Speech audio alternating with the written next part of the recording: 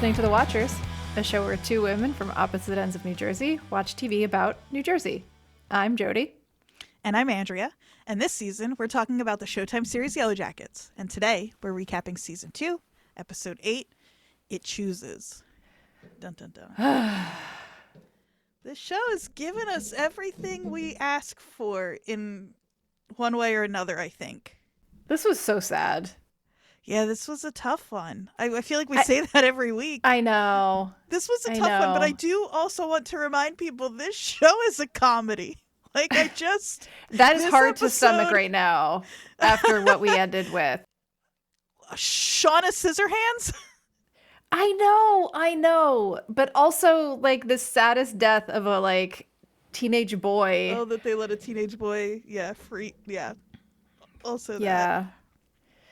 It was rough. And I know I say that every week lately, but they went there. And, like, they've been going exactly where they're telling us they're going, though. I know. And we keep being surprised. I know. Well, at least you don't have to hear about the shoes anymore, Andrea. Truly. Are you happy now? I've never been happier. The shoes are done. I mean, there's still the pink Converse of the person standing over the pit, but, like, I don't think that's the same kind of suspense as, like, who are they carrying on a spike on the way back to the, I agree. I just never want to talk about anybody's shoes on this show ever again. It was Javi.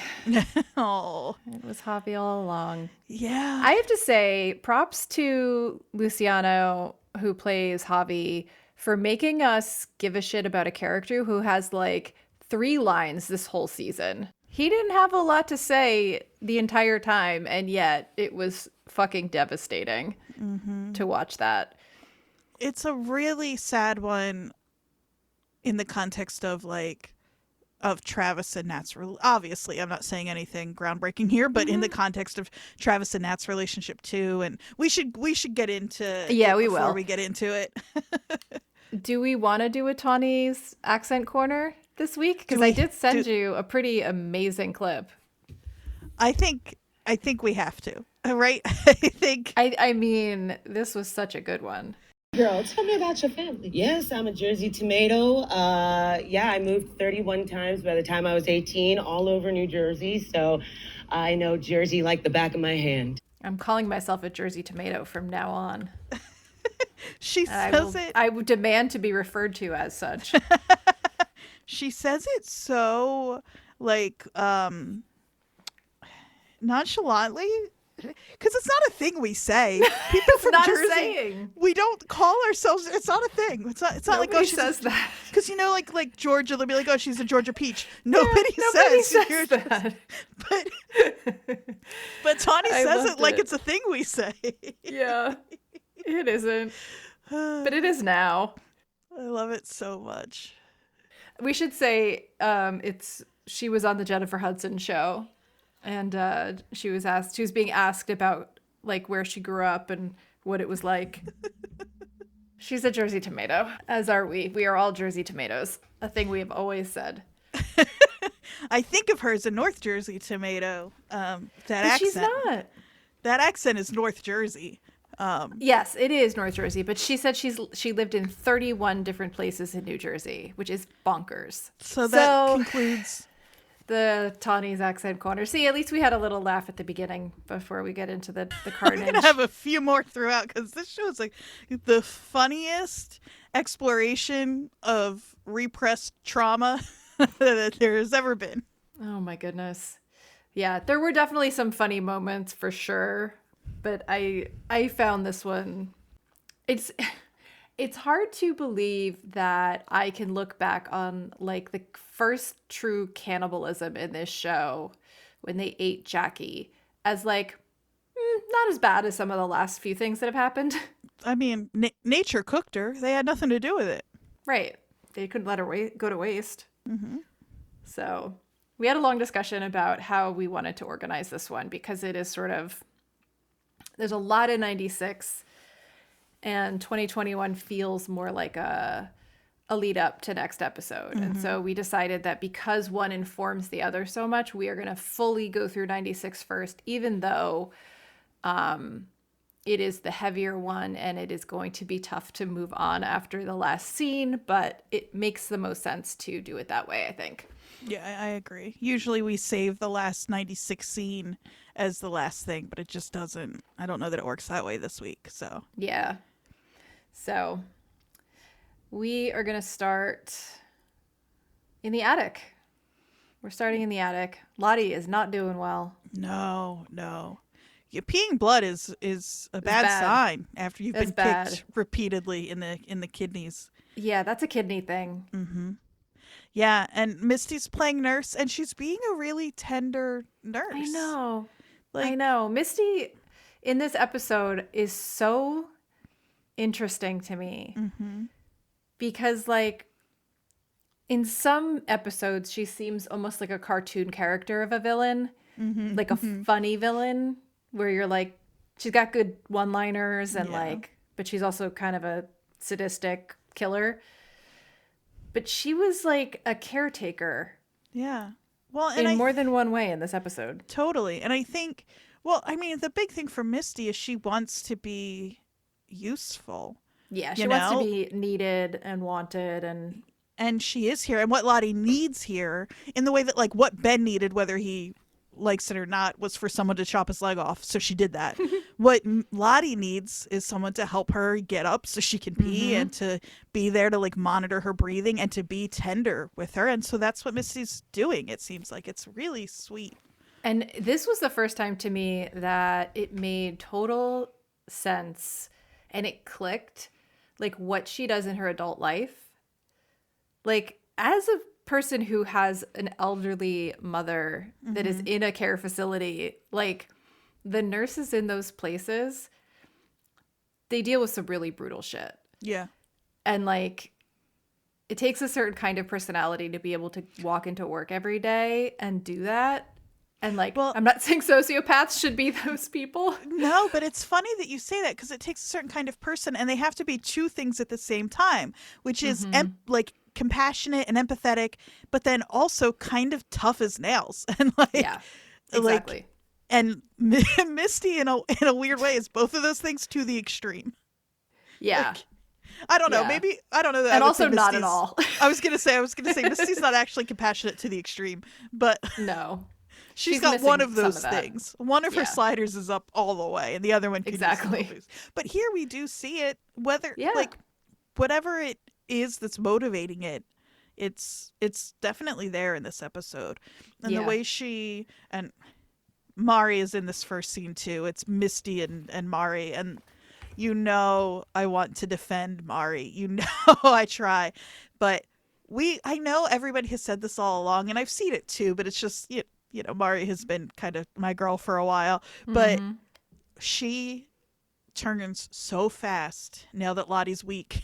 Like, it is, I mean, she's been this way all along, but it's so obvious with the way Lottie was like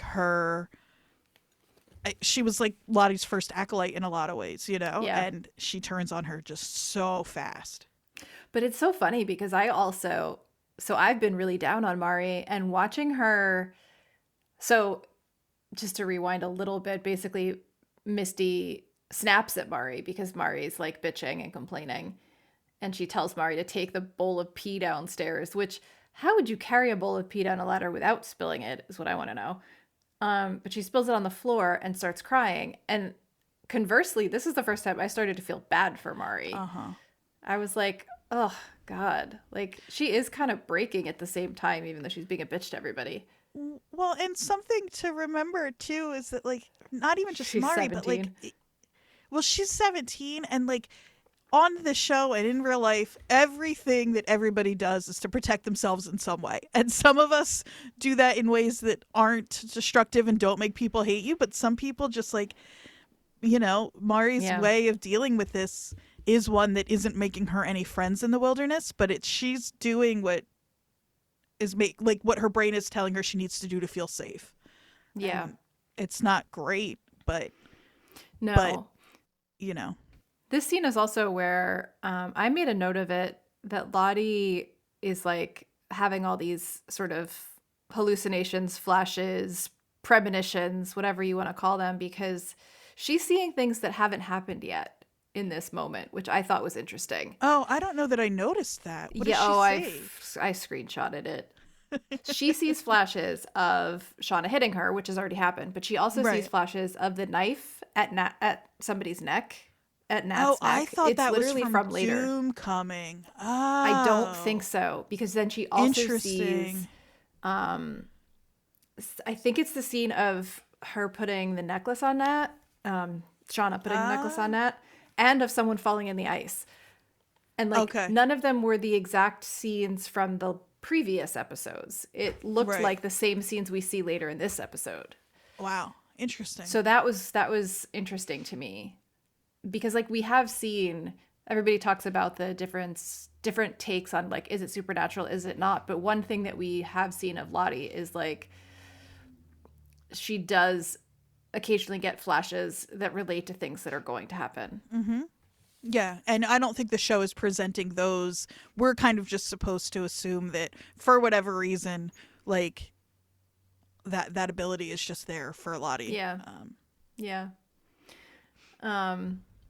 So we go downstairs, we see Javi come in with a pile of wood, and I know.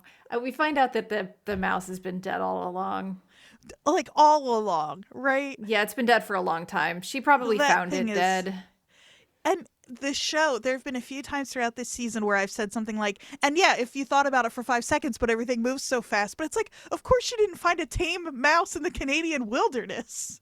In the middle of winter. Like, of course she didn't. That mouse Yeah. is not just hanging out in her pocket because it likes to be there. Yeah, there's no way that mouse was just sort of like hanging out with her as her little pocket pet that whole time.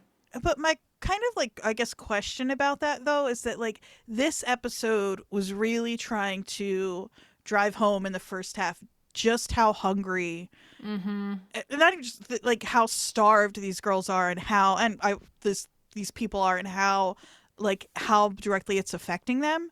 Yeah. And so but at the same time, I guess Akila only found that mouse a few days ago. Right? Like, or I guess we don't know how Yeah. much time has really passed between the beating and now, Right. but it's pretty recent. not long. Yeah. So it's not, so they were starving then too. It's just, yeah, even more so. Because I think that's what we're supposed to think for the most part, is like these hallucinations have to do with how hungry they how are. weak and yeah. Yeah, although I did notice in this episode that we are seeing a very specific filming technique to indicate when people are hallucinating. Yeah. And we've seen versions of this before with the VCR static, but this is sort of like a blur vignette around the edges that looks a little bit like what's going to happen if you're about to faint. It's definitely them trying to show that like tunnel Yeah, closing tunnel vision. in. Yeah. That seems to indicate when things are in somebody's head. Yeah. So that's why I was interested, or I was curious as to whether or not we think that that Akila had a living mouse friend at all. I doubt it. She probably found a dead mouse in the pantry and was like, "This is my new friend." I'd like to add just one piece of evidence to us trying to pin down where these girls are from. Akila says we're going to go to the beach. The only people who say to the beach who are from Jersey are people who already live down the shore. Because if Yeah. you live down the shore, you're not saying we're going down the shore. No. So these are short. Now we know officially these Yeah. are, which we've been speculating that they're like Near at Asbury, least yeah. nearby. You know, Asbury or somewhere around there. That general Asbury area. adjacent. Yeah. Anyway. Anyway, back to the cabin.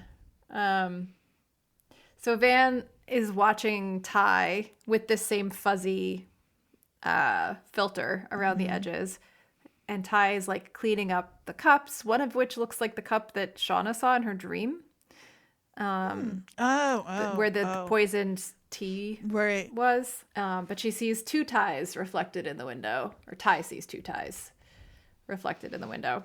She whips around, and obviously there's not another tie there.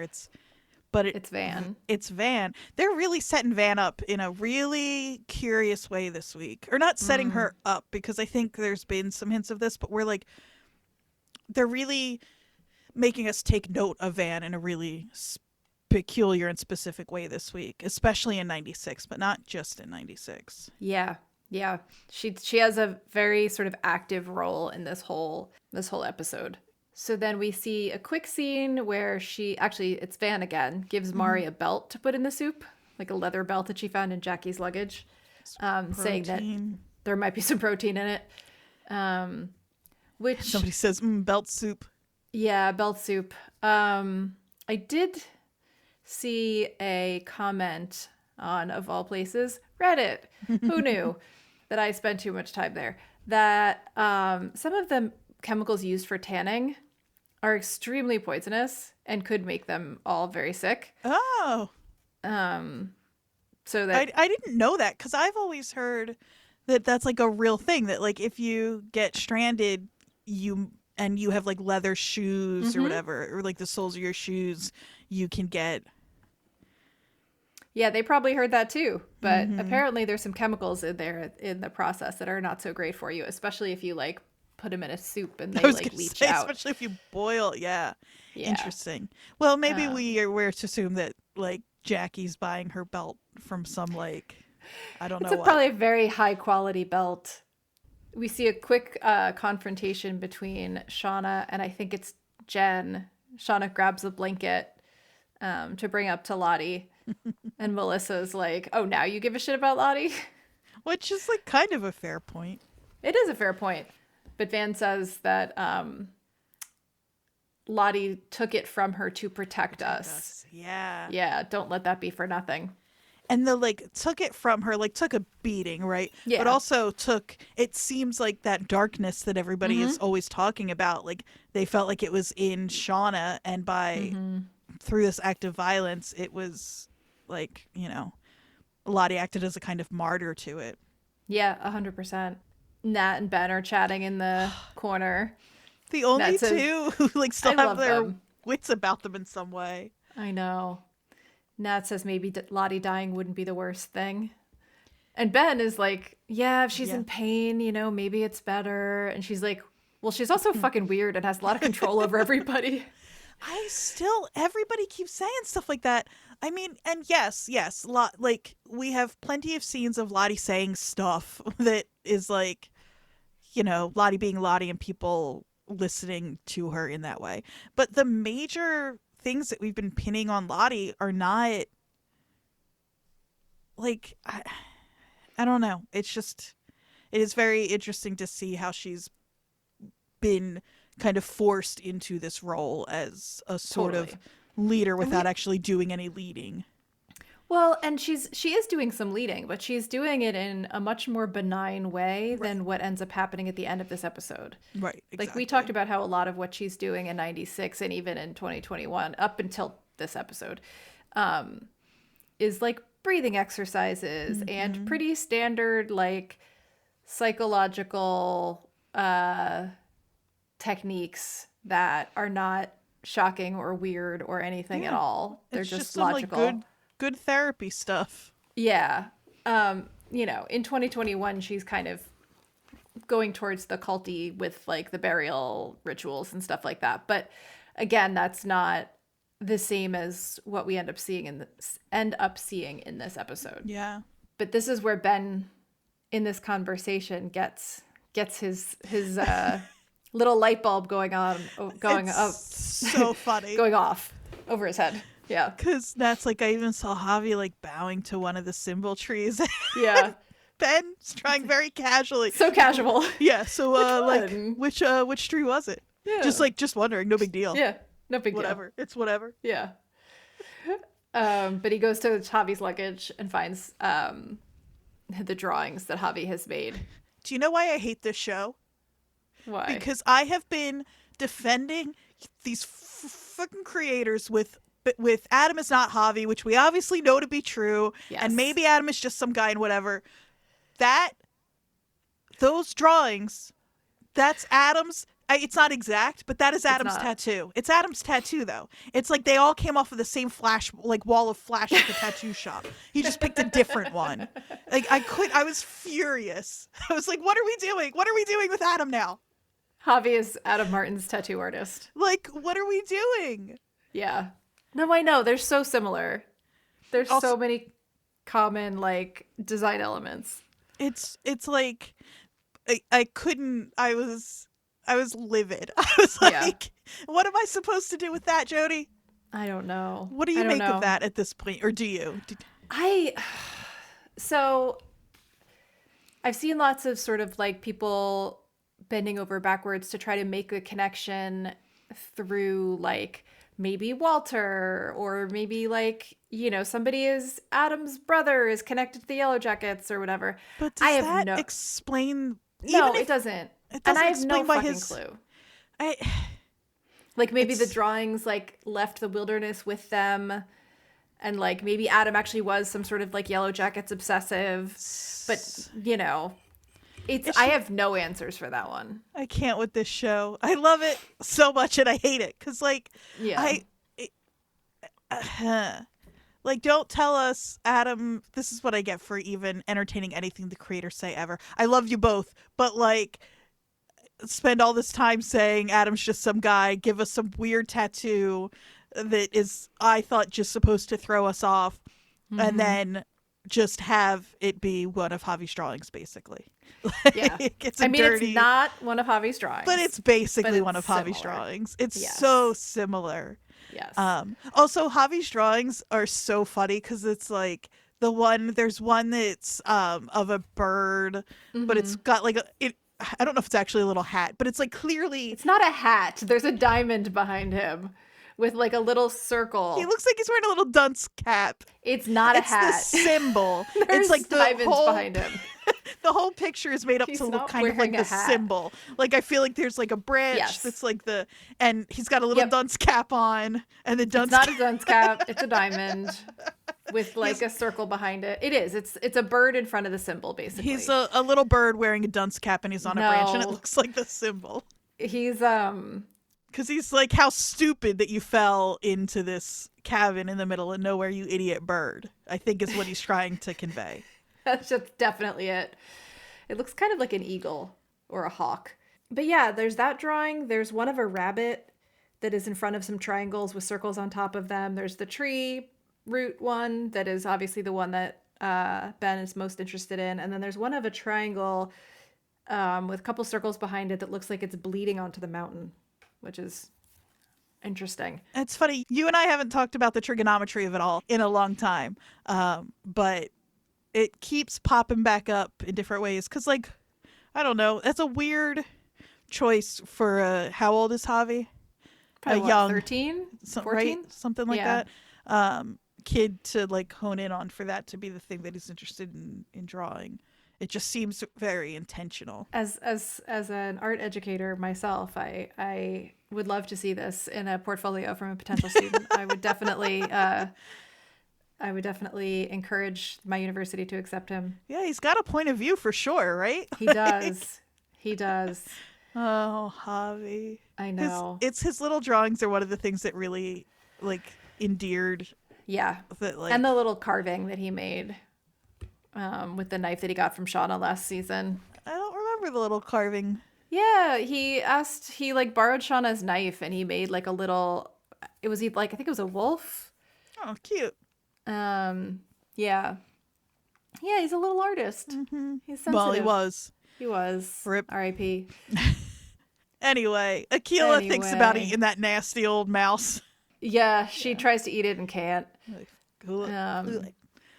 Again, that shows how starving they are. Like, not only is it a nasty old dead mouse, but it was her only friend in that cabin.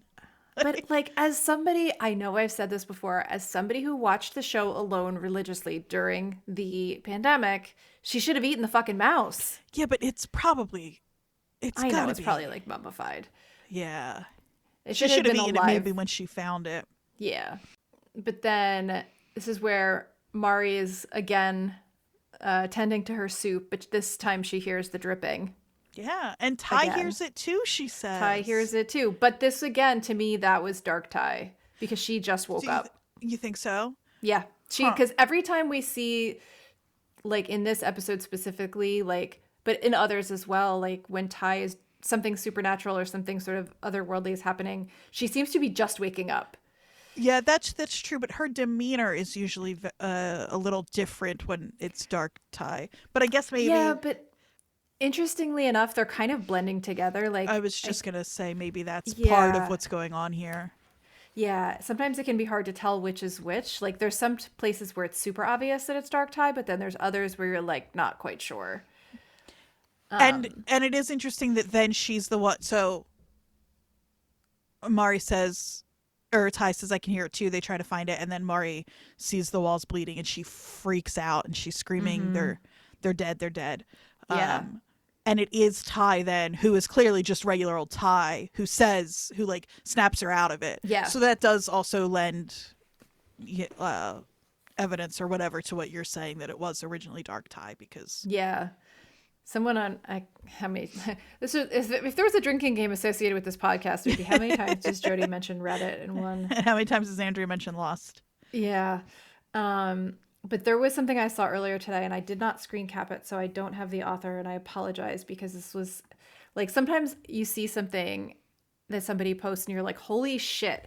And today somebody posted something that was like, what if when she says they're dead, what if what's actually happening is there are like a bunch of them actually are dead and they're in the cabin, like just hallucinating and surrounded by dead people. I know. It gave me a chill. I was like, oh my God. This was sort of one of the more direct, I think, connections to The Shining. Oh, yeah. The creators have talked about how that was one of their influences for this. Oh, that makes sense. Them being stuck in, it's like snowed in with just, yeah, that's cool. I feel like there are probably other references to The Shining that we have missed also. Yeah, I haven't watched that movie in a very long time. Yeah. But it's funny that she says they're dead, but what they show us, her seeing, that's an awkward sentence, but you know what I mean, it's just the bleeding walls. Yeah. Yeah. It's because we don't know what she means by that. Yeah. Yeah. And during this moment, Ben kind of hobbles out of the back room. He's so good here. He looks at them and like Van's like, it's the hunger, it's okay. And he like turns around like, Jesus like, Christ, God, these people. These fucking like, people. Walks back. Yeah. I want so badly to know more about the history of the cabin. And I know that if you're paying attention to any of the behind the scenes stuff, we've seen that it seems that they've shot some stuff. Yeah. So my guess is that it'll have to be next week, because next week is the season finale. But I don't know how they're going to have. Well, I was going to say I don't know how they're going to have time for any of that, but they've kind of given us so much in 96 at this point. Like most of the mysteries of 96 that they set up for us over the last 2 seasons, or not mysteries, but questions, so many of them have kind of been solved with this episode that like I could see the not 2021 timeline just being previously in the cabin. Yeah, I mean the preview definitely I think showed scenes from the 96 that we know. Right. I also did see, we've talked about this, but I did see somewhere they had posted that it was actually going to be 10 episodes. So I'm kind of like still hoping beyond hope that there is actually a 10th episode that's like a bonus. 10. That's just a bonus episode that's just cabin guy's life and the cabin. I can always hope. But so we see a quick sort of check-in between Misty and Ben where she's like concerned because he's sharpening his knife for a really long time. Just making sure that he's not thinking about jumping off the cliff again. But what he's actually doing. A little bit into like a school counselor here. Yeah. Just the way that she approaches him. And she's like, that's really good. Yeah. Get some fresh air. But he's actually making his crutches a little more snow friendly. He makes little snowshoes. For the crutches. Yeah. And then we see Travis sort of watching Nat and Javi talking to each other. And Nat is giving Javi a pair of gloves that she that has no fingers. I don't know. She says she's like apologizing for the fact that they're not great, and she says they don't even change color in the cold. Like freezy freakies. Just such a 90s bit of I love those gloves. of fashion. They're back, dude. Did you know? No, I didn't know. You can get freezy freakies now. Stop it. You can. I was getting Vietnamese food like a couple of months ago in the winter, and I was walking out the door with my order. Oh my God. And a guy came in wearing Oh my God. freezy freakies. And I stopped him. Oh no, I made you cry. I'm looking at them now. They're just the original. They're the same ones. Holy. I know. I got so excited at this random person I didn't know, this man, walking in as I was leaving the Vietnamese place. Oh, they're all sold out. I stopped him and I was like, oh my God. He's like, I know. Yeah, you don't wear freezy freakies and not want someone to stop you about it. Exactly. Oh my God, these ski alpine ones. They're so good. All sold out. I know. Maybe next winter I'll make more. Oh my God. Anyway, side note.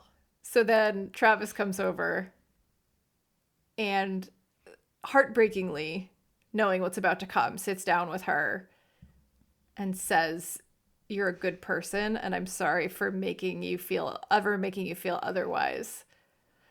This is so rough. It's so sad, and it's the most like emotionally intelligent Travis has been in 2 seasons. Yeah. Yeah.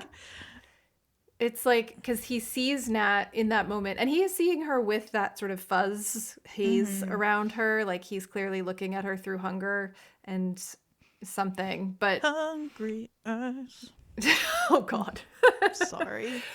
But he clearly is seeing, like, her intentions and not her actions, right? Is Nat the best one? Of all of them? Yeah. Yeah. Like by a lot? By like a lot, yeah, I think. I think so. Yes. Yes, I think so. In both timelines, actually. Yeah. But they like hold hands. You also can see the bandage still from when Travis like cut his palm for the sacrifice. And then we jump back up to the attic. It looks like Lottie has a fever now. Things are not going great. It's another thing where like I have to keep reminding myself that we know Lottie's alive in 2021. Yeah, because she does not look good. And Misty here like kind of turns her techniques on Lottie and just says like, take a deep breath, like you tell us to do. And Lottie tells her to promise not to waste her body if she dies. Which is very thoughtful of her. I kind of get it.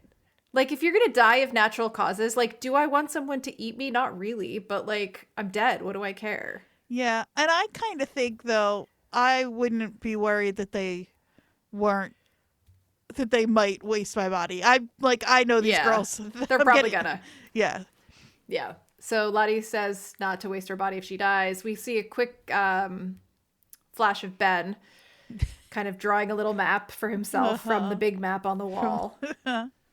Love little Ben doing his little tasks all by himself. Yeah. I did note that, because we watch this more than once to get ready to talk about it. And the first time I watched it, I kind of noticed it. But the second time I watched, I noticed a lot. That in a lot of these scenes, when Ben is kind of puttering around figuring things out, that Javi is asleep on the floor behind him. Yeah. And like, it just feels now like such foreshadowing. It's just, he's just lying there like, I don't know. It's like sad, and there's just something about the way that it's framed with him like kind of passed out behind Ben every time. Yeah, well, and even in the episode, at least maybe only just the episode before this one, but when you realize that it seems like Javi and Ben are sharing a bedroom, that it made me nervous for Ben, because I know that Javi has Travis there, but Travis is still kind of part of all of it, and it felt to me like at least Javi had like one adult who he wasn't afraid of. Ben's the only one up until this episode that he's and so I was really nervous for Ben because of that, because I was like, they're going to take Javi's only protector, like real, like not even protector. Ben's not interested in protecting anyone, which is fine. I don't blame him. But the only one that like Javi seems to feel like genuinely safe around, I was like, they're going to take him away from Javi. But I was wrong. Yeah. And so we do see Ben sort of go off into the woods. He comes down off the porch. We see his little snowshoes, and it looks like it's dusk. It was sort of a gray, dark feeling. But Misty comes down and tells everyone what Lottie said about not wasting her if she dies. And somebody is it Mari? Yeah, Mari says the wilderness won't let her die. And then Travis is like, well, it might not want her to, but yeah, if she's starving, the wilderness isn't going to do anything about that. Yeah, I think this scene is sort of the precursor to what's about to happen. And I think this is where they're all kind of piled together on the floor, like keeping each other warm. And we've been seeing all these signs of how bad the hunger is getting, but this is them really like talking about it as a group, as to like, they're all basically starving to death at the moment. And then is it Ty who says we need to find a way to stay alive and it can't be her? It is. So she's and the again, real... she just woke up in that moment. Yeah, and she's like the real not impetus, like catalyst? I don't even know. Yeah. She's the one who really puts us into motion that way. Yeah, I'm also convinced that this is also Dark Ty. I think you see her saying wake that up.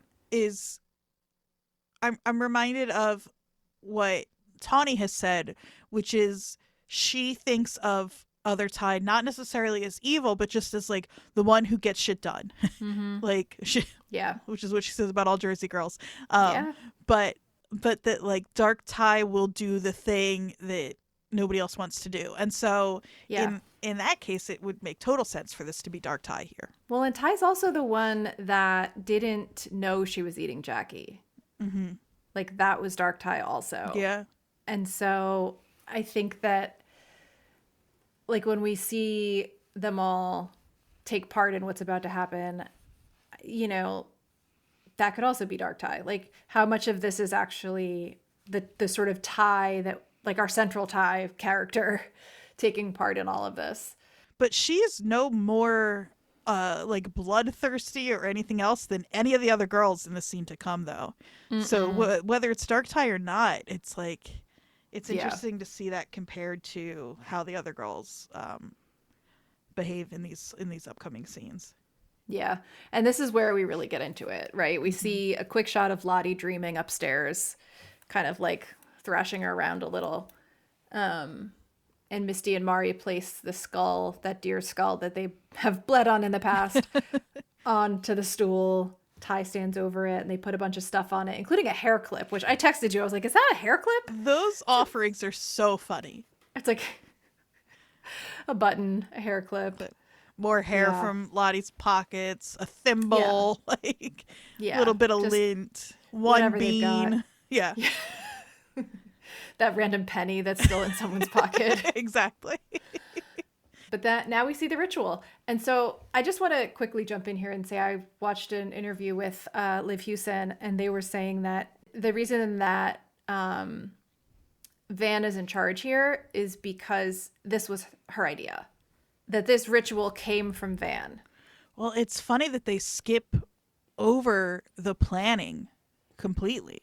Like, Ty says, we need to find a way to stay alive and it can't be her. And then they cut to the ritual. Van's holding the cards. Yep. So I'm so interested to see if because maybe they skipped over it because do we really need to know how they set the rules out if we're going to watch it?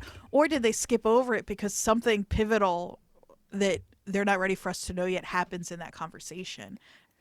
Maybe. I'm more of the mindset that we're going to see it happen. We don't need to see how it got there. But I did think it was interesting that they said that to them, Van came up with this idea of how to make this decision and is leading it. And this is kind of goes to what you were saying in the beginning about how Van is such a pivotal person in this episode and how we see parts of her that we haven't seen before. Yeah. And she's starting in this scene as the cards are going around. Everybody's watching. So do you want to walk us through it? Yeah. So Van is holding the cards. She shows everyone the Queen of Hearts with the eyes kind of sketched out. She shuffles badly, I will say. Yeah, I was thinking the same thing. That is like the worst shuffling job I've ever seen. Yeah, I can't shuffle cards for the life of me. I would have handed them off. Oh, you're one of those people? Oh, yeah, I'm one of those people. I would have handed that deck off to anybody else. I'm really good at shuffling cards. That's a North Jersey thing. I feel like you're all born. Yeah, because I feel like you're probably all born as like card sharks. Yeah. Yes. Yeah, it's part of our DNA. I can smell when like the weather's about to change, being from South Jersey, and I can do the thing where if I put 2 fingers to the ground, I can tell if there's any wildlife heading my way. Okay. You can hustle a game of poker. These are inborn blackjack traits that we have. Exactly. You are born with the innate ability to count cards. It's just just what happens. Of course. We also see a shot of the antlers behind Van in this moment. They just put them up everywhere all the time. Everyone's got the antlers behind them right now. First, she holds the cards out to Misty, who chooses a card, who gets the 8 of diamonds. But then Misty takes the deck and is now the one holding on the cards. Well, she's our equipment manager, so it makes sense that she'd be the one in charge here. Exactly. So she offers the deck to Aquila, who pulls the 7 of clubs. Van pulls the Jack of hearts.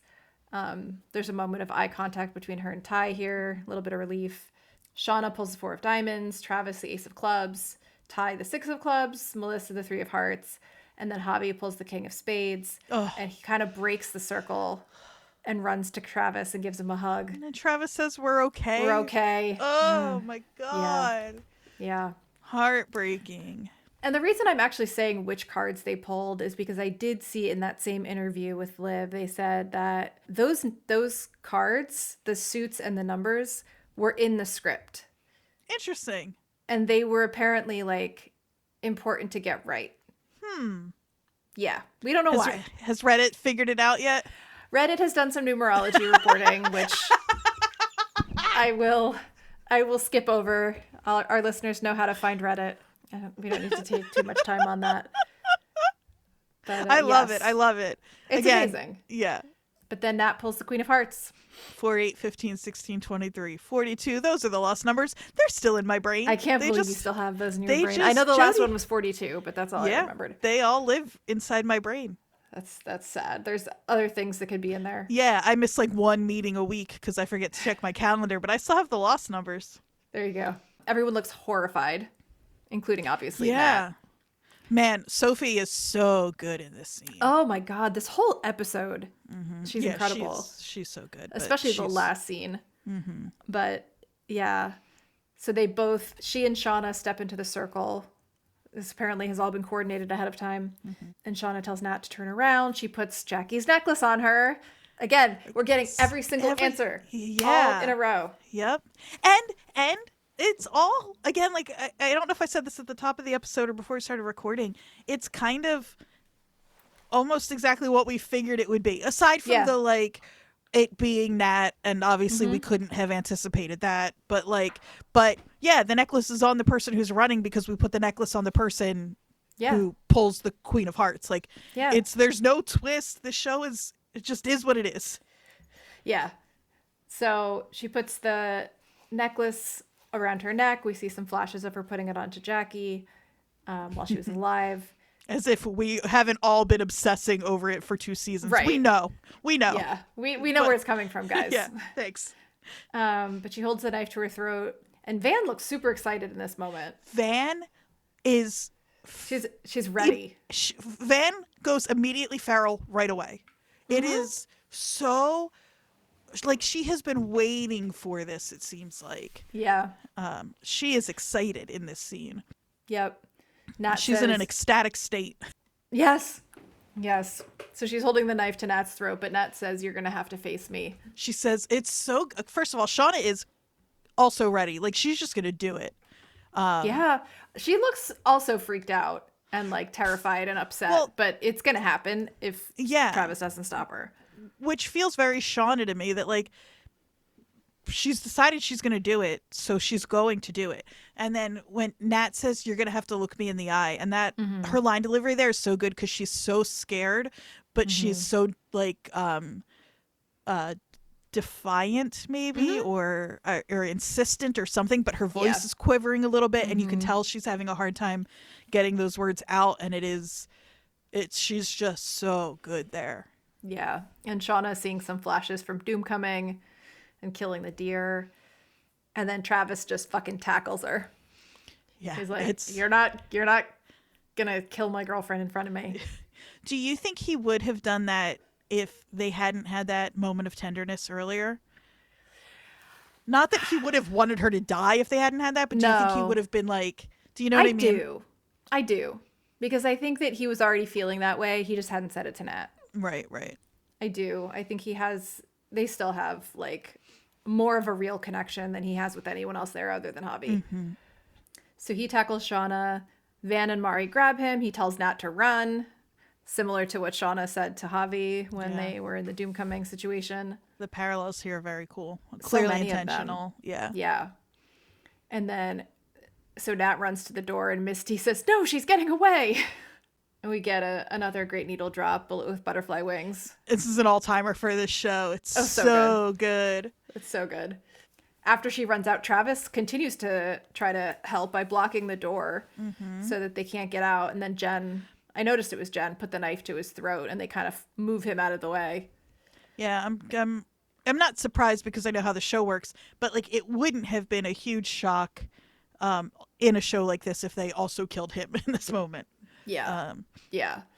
I think to me, it would have made a lot of sense for them to do that. But I think for the story, it doesn't, you know. Right, exactly. But that wouldn't be the wilderness choosing is the other thing. Right. But they're all so disconnected from like their humanity in this moment that it really could have gone either way. Yeah, they all go totally feral here. They all run out the door. They're all like howling like wolves. Yeah. Grabbing various weapons. Van grabs the rebar from the fire pit. Misty's got her trusty axe and my axe. Yes. You know, like Lord of the Rings. And so this is sort of the fateful moment where Travis and Javi make eye contact as they're holding Travis at knife point. And it's almost like there's this mental, like, go help her kind of thing happening. Travis is never going to forgive himself. I know. We know he never does. Yeah. And so Javi, like, is like, yep, I'm going to go save her. Nat is a good one. I'm going to go make sure she's all right. I know. I'm crying again. I cried about the gloves. I'm crying about Javi. Yeah. Yeah. So everybody's running. I thought it was interesting. Nat knows these woods better than anybody. Mm-hmm. So, like, she did always have a shot even without Javi, but he's determined to help her. We see her hide behind a tree at one point as they're all racing by, which reminded me of when she was running around Lottie's compound and hiding from people behind trees. Yeah. It is funny. You said that she would have a shot. She'd have a shot in hiding from them, but not in coming back. Like, right. Javi, like, what happens needs to happen if we're going to see Nat make it to 2021. We do have a little break here from the action where we see Ben again. They're kind of like, Ben ends up where Javi is trying to get Nat to. He finds the tree, the actual tree with the symbol on it and the specific roots. This is nitpicky of me, but the tree they showed us last week looked so much more like the one in the picture than the one he found that I was like, why did they do that last week then if this is the one? Yeah. Well, I do think that we don't know that that there aren't multiple entrances, first of all. I was just going to say, I think the symbols are marked like... Yeah, they're marking entrances. Yeah, so he found one of them, but... Right, but we know there's another symbol at that cliff. And as you pointed out in the photos of that scene, it looks very much like there are cave entrances. Like so much more like that and like that picture than the one he found. But fine, whatever.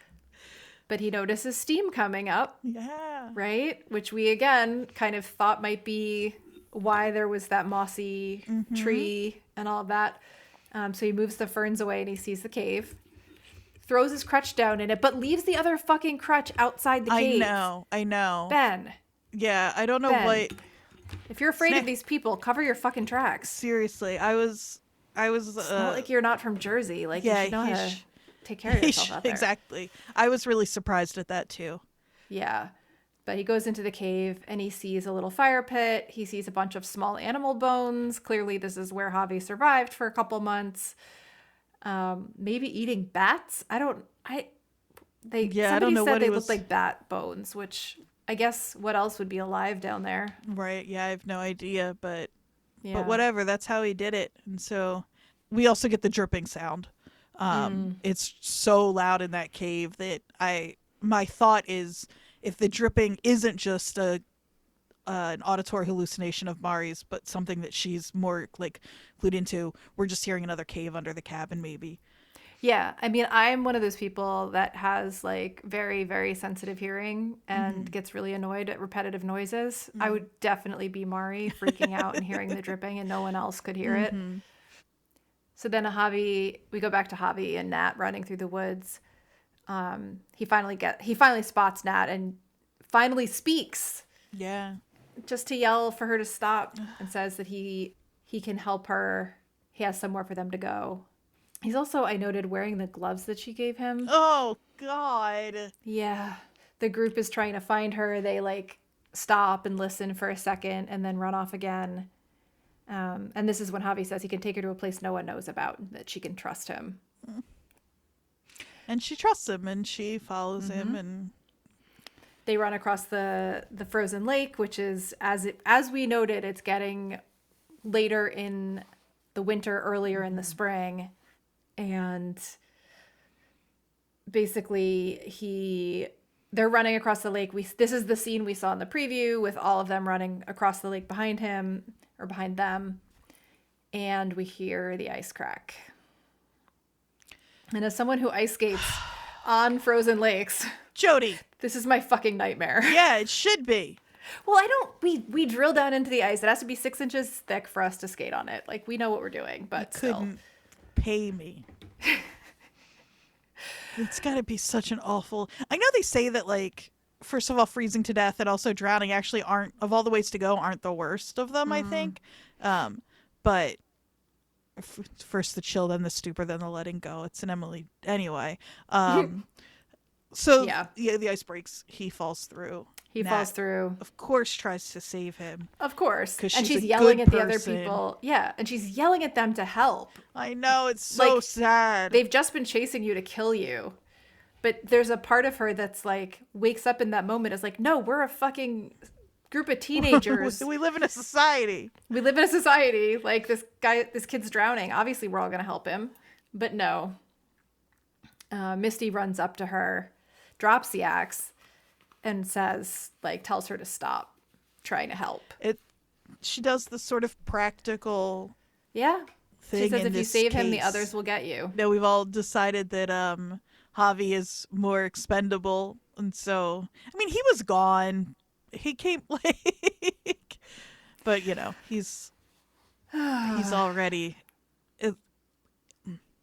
It's another death on this show where nobody actively killed him, but they let him die. They let him die, yeah. Yeah, and Aquila, there's a little bit of humanity left in Aquila, too. She says we can still get him out of there. Yeah.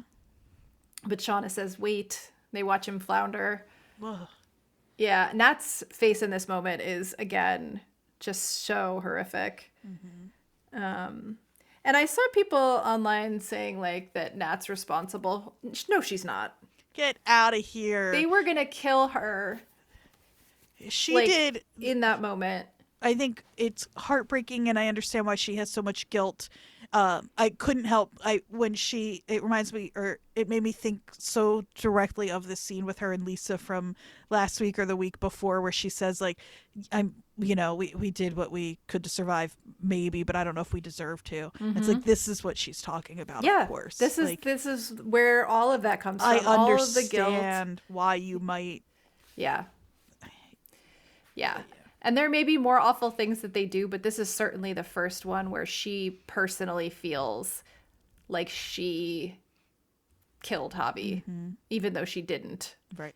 But this is sort of, they do this little dance where they like watch him die, but then have to grab him before he actually sinks. Yeah. So reminiscent of the moose from a couple weeks ago. Totally.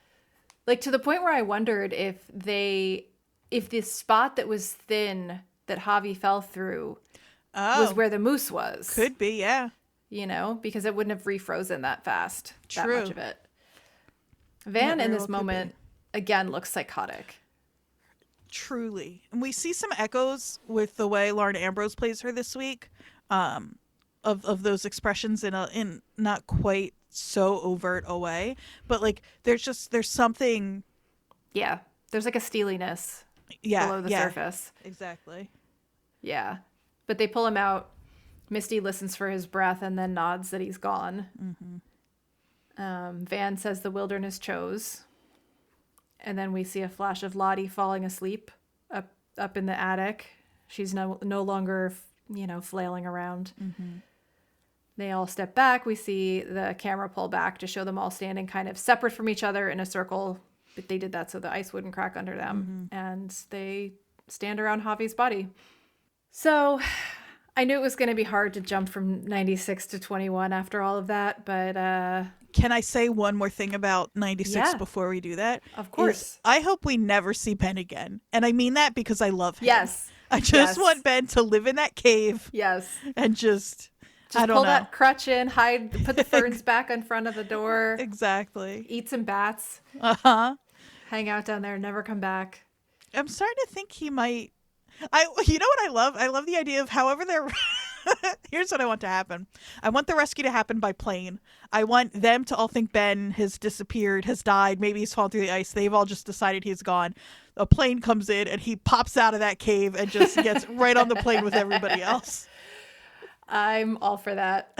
Yeah, if I were him, I would not be going back to that cabin with those fucking psychos. No way. No way. No, thank you. Absolutely not.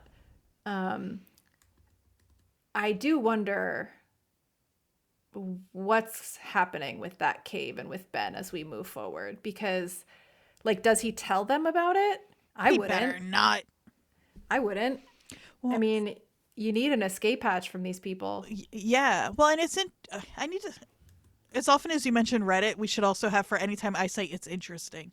The thing with the caves is that we've been holding out as that being like, oh, that's the thing that they're going to find that will help them survive. Right. But they have the cabin, and also now they've figured out a food source. So they Yeah, don't really each need other. it for the next winter. Like, Yeah. although something has to happen to raise the stakes in beyond, this is a weird thing to say, beyond the Yeah. hunting each other. Like, Right. I don't know what we've got another. I mean, how much longer? At least through another winter or into another winter, right? Yeah. For them.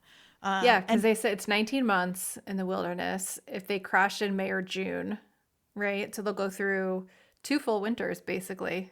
yeah, and we know that scene with Pit Girl it seems to be dead of winter. Yeah, so it's probably a year later. And it can't just be that they just flash back to the earlier timeline for the next 3 seasons of just them hanging out and hunting each other. Like, something has to happen to. Right. So who knows?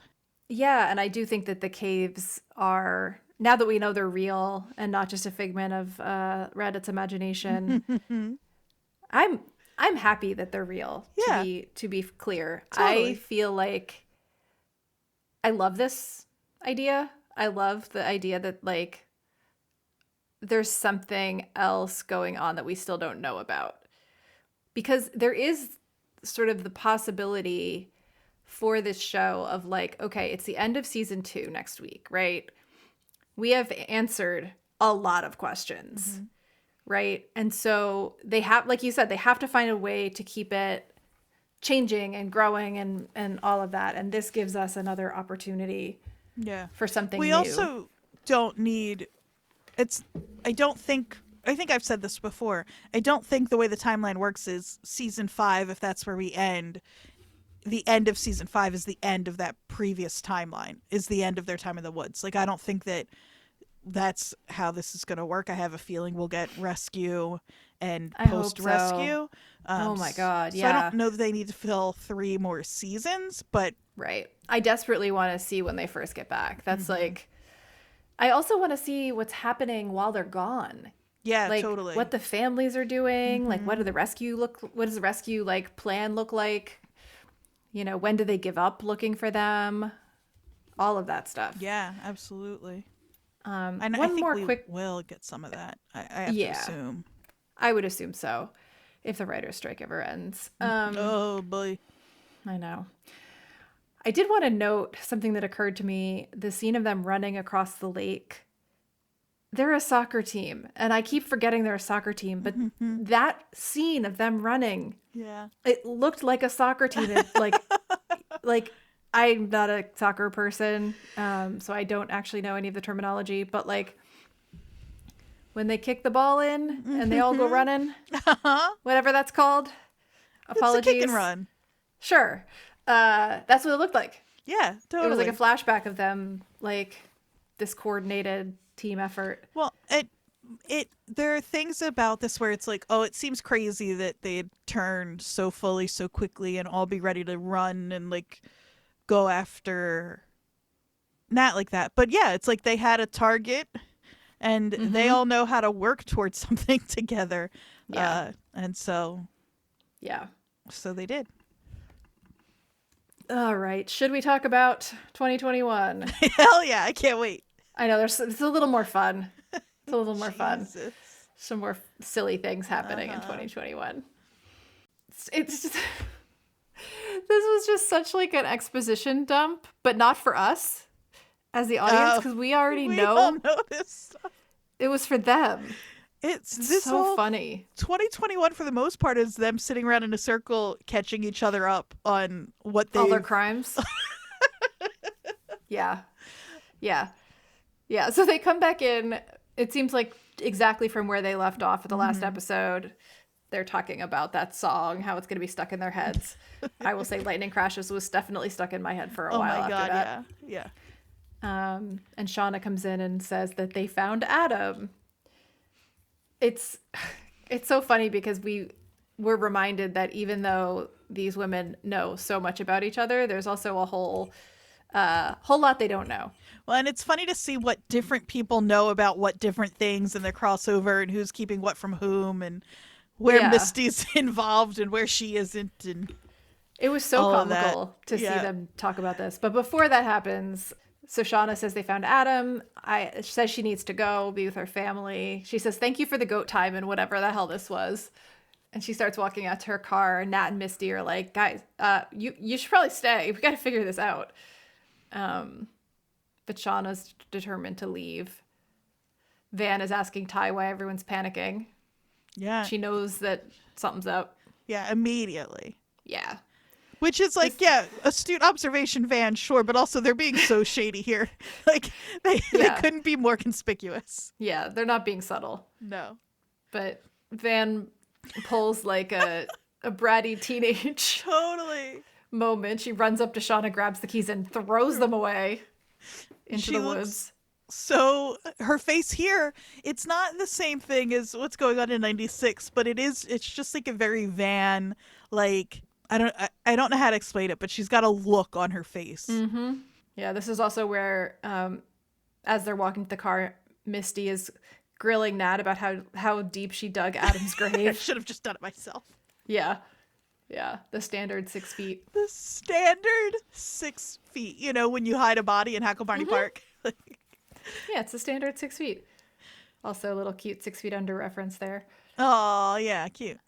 So then Van is insisting that they explain to her and Lottie what the fuck is going on. Mm-hmm. And they start to talk about it, but they then notice Lisa and 2 other cult members kind of walking by. I think one of them was Lottie's fucking like- Todd. Fucking Todd. I think it was important that it was Lisa, though. I feel like Lisa's going to be a big piece of the next episode, I'm guessing. Are you worried about her? I am worried about Lisa, yes. We'll talk about that at the end of this because I am concerned. Uh-oh. But Lottie says that they should take it to the sharing shack because that's what it's there for. Gotta go to the sharing shack. Shauna goes, no.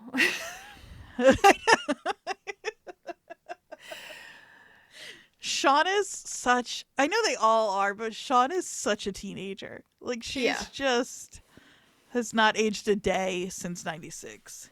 No. And Van follows them, but is the last to do so. Mm-hmm. And this is where, kind of going back to what you were saying about Van and her expressions, like we're doing this in 2 blocks of timelines, but in this moment we see Van walking behind them with a very specific look on her face, and in the show it flips immediately to Van in 96 with the same look on her face. Yeah, I think it's in the moment where Ty is seeing Dark Ty in the window. They're always really intentional about when they cut. Yeah. But there are a lot in this episode that are so significant, I think. Yeah. That's one of them. Simultaneously, Kevin and Matt. This fucking guy. He gets worse so every week. Let's get to tossing, boys. Oh, God. Gross. I literally in my notes wrote, fuck that guy. Yeah, he's just terrible. Again, I feel the need to say he's a fantastic actor, doing a great job at playing a truly just horrible man. Yeah. I also love Callie filming him. I love her so much. I think I'm gonna put a turnaround. I'm gonna put a supercut together of where I was with Callie, how we felt about Callie season 1, and where we are now, which is I would die for her. I love her so much. She's trying so hard. She's filming him, which is really smart. It is. She's like joking about, how he's gonna be going through her underwear drawer. This is a whole back and forth between them where she's trying to get under his skin, but he actually ends up getting under hers. I know. Because he says, like, who has your back? Mommy dearest. And he also says the psychopath apple doesn't fall far from the fucked up man-eating tree. And you see that really does, in that moment, it's so obvious that really does get to her. Yeah, it does. But then we see Jeff and Kevin Tan. Oh, God.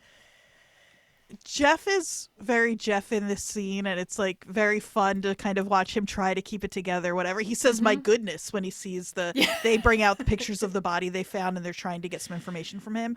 But I think I said to you, it's so like, it's the scene early on of them disposing of that body is kind of fun. Like it's gruesome and it's whatever, but it's Misty's running the show, and it's like kind of silly, and it's a little bit of like a buddy comedy thing, but like a gruesome one going on. But these pictures are just horrific. Rough. Yeah. And the conversation is really straightforward and really blunt. And it's like, oh, right. Like I always joke Yellowjackets is a comedy. But it's like, oh, right. But this is, in this universe, a horrific murder has happened. And I hate Matt, and I want Kevin to just like go mind his own business or whatever. But like, they are cops trying to solve a gruesome murder that they were right about. Like, you and I keep saying like, oh, well, maybe it's more me, but like, why are they even looking for him already? What's the big deal? Blah, blah, blah. But it's like, well, yeah, but they did murder. They did murder. He was literally dismembered. Membered. Yeah.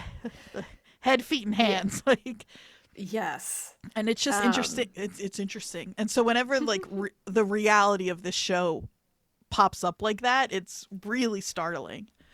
Yeah, because it's such a tone shift. It's like, this feels like they're taking so much very serious stuff so lightly, and then every now and then the seriousness kicks back in, and you're like, wait, holy shit. Actually, what they did is horrific. I think we need to apologize to Misty for not trusting her with the tattoo. We really thought that Misty would miss that big giant tattoo on his back. We should have trusted her. Yeah. Of course. We should have trusted her. A cheese grater. A cheese grater. I literally just texted you in all caps, a cheese grater. Yeah. That is, again, gruesome. Yeah, the Just detail. truly horrific. Oh my God. And it is so important because I'm like, they're right. This is all majorly fucked up. Also, knowing what 96 was like for them, I mean, this is bad still, but like, they're just desensitized Yeah. to gore. Yeah. Yeah. And so, you know, that's kind of what they're talking about is like, this was done so precisely with a serrated knife. Like, and Jeff was like, well, that proves she couldn't have done it. My suburban wife. And Nice try, they're like, Jeff. yeah, they're like, okay, except. I think they say certain survival skills. Yeah, exactly. They keep talking about what people are going to find out if they dig right into their past, but the speculation is already there. Like, Yeah. my first thought of some people who spent some time in the wilderness and we know very likely resorted to cannibalism isn't, oh, so that probably means they're really adept at cutting hands, feet, and heads off and knowing to, you know what I mean? Like, Yeah. there's something I don't know. incongruous there, incongruous. Yeah. So, But, you And know, it's like- you do have to cut up a body to eat it. not Jackie. No. She was just a buffet That's for true. them. Good Lord. That brought back a vision I didn't So want to see sorry. again. But we find out how they figured out that it was Adam here. Because Adam Yes. donated his bone marrow. He was a part of the bone marrow registry. It's also And he like, donated it to a friend of his who had cancer a few years ago. yeah, and it's also like just another way to make Adam just a perfectly good guy. Like, Yeah. Yeah, which I'm still, there's still something there to me, but yeah, in I Adam's agree. past. But yeah, he donated his marrow to a friend of his who had cancer a couple years ago. And Jeff finally has had enough. He gets up and is like, I'm done. This is done. And when Kevin asks him if he thought Shauna would be capable of this, Jeff's face, he does such a good job. You already kind of mentioned this, but he does such a good job of appearing like a guy who's trying to act like he's okay, but he's not okay. It's like there's layers to it. Totally. But back in the sharing shack, well, this is where we get the sort of like confession circle or whatever. It's like dominoes. Like one thing gets talked about and then that triggers something else and that triggers something else. And They're all trying like, to like shuffle some of the attention off of themselves onto the Yeah. other ones, but that just points back to somebody. It's so good. yeah. I wrote down, things come out. How Ty got to Van. That Jeff knows. That Misty had Van's address. That Ty hired Jessica Roberts. That Misty took care of Jessica Roberts. Just like one thing after another. It's all coming out. There's like, there's nothing I hate more than a plot line that holds on to a secret for too long and Yes. it becomes the whole thing where it's like, just goes on for way too long. They're like, nope, it's all coming out right now. Like this episode is just kind of giving it like, you wanted it, here it is. Yeah. She says, Misty says, which again, why didn't they know about Lottie? Because she says like, somebody asks Ty like, how did you two get back together? And Van's like, she had tried an 18-wheeler, which is totally normal. And then Misty's like, I've had Van's address for years. You should have just Yeah. asked me. Yeah. For She also years. says, I took care of it like I always do about Jessica. Yep. And then that leads to the confession about the FBI thing and Walter and like She, the she calls interrogation of her boyfriend. Andy. Her boyfriend, yeah. My She also boyfriend, says- Walter Tattersall. Yeah. And she says, she's talking about the interrogation and she's like, I mean, you know, on his boat. And she's like, Walter's boat, not Randy's boat. Like, Randy would never have a boat. Oh. And then, like, Ty figures out that it was Jeff because of that conversation with Randy that we kind of noted. It's just, it's like dominoes. It's everything comes out one thing after another and it's all in this, like, circle. Ty is seems to be the most shaken by all of this. She's so angry, and it's funny because she's kind of, it's like, I don't, of all of them, she's kind of the one who most kind of like, as far as we know, started all of these events. It's like her and Jeff, really. It's like, although they say, did your husband send the postcards? And we still don't have total confirmation. He's definitely the blackmailer, but the blackmailer, we don't know that the blackmailer is also the postcard sender, right? No, we don't.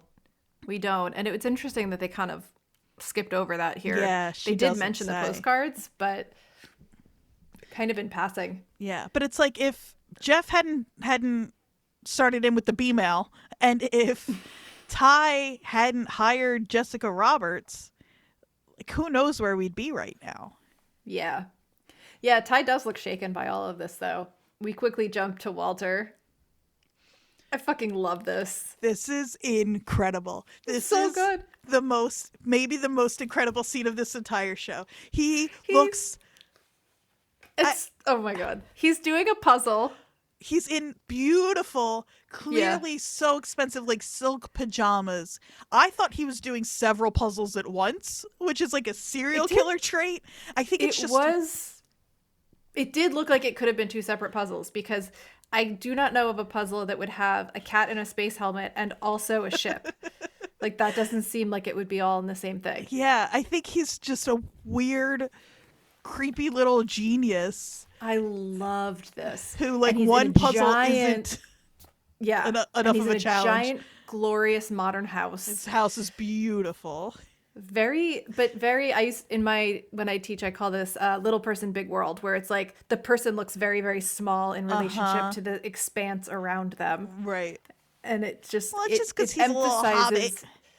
Well, he's just a little guy. He's just a little guy.